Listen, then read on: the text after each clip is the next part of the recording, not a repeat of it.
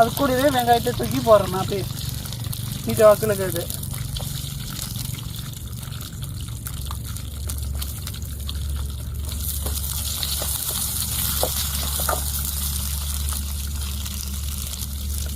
மஞ்சள் கொஞ்சோண்டு ஒரு பிஞ்ச் அளவு.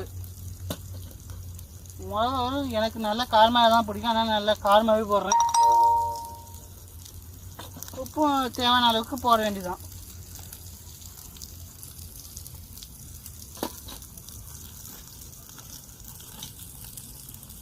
அதுக்கடுத்து வதக்கிடலாம்.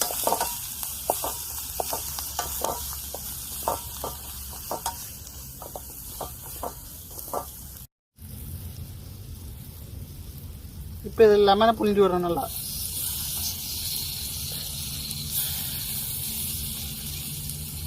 இதில் போட்டு கிளறேன்.